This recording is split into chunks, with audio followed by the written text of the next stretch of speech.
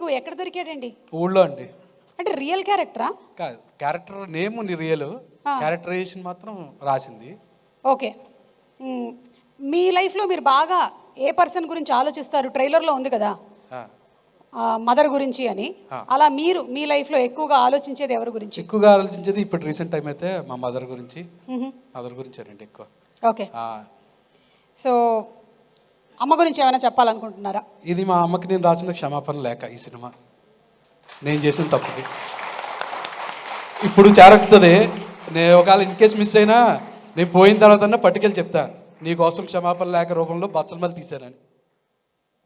అంతే. సూపర్ అండి. అంటే ఏంటి జరిగిందో అనేది మాకైతే తెలియదు, కానీ ఐ థింక్ ఎవరికైనా సరే లైఫ్లో కొన్ని ఇన్సిడెంట్స్ జరుగుతాయి. అవును, అది చెయ్యొద్దనండి సినిమా తాపత్రయం, నాలా ఇంకొకటి బాధపడొద్దనే. ఓకే ఓకే, సరేనండి. Thank you so much. Thank you. Yes, emotional అయిపోయాము. We don't know what it is about, కానీ ఎస్, అమ్మకి రాసినటువంటి క్షమాపణ లేఖ అన్నారు.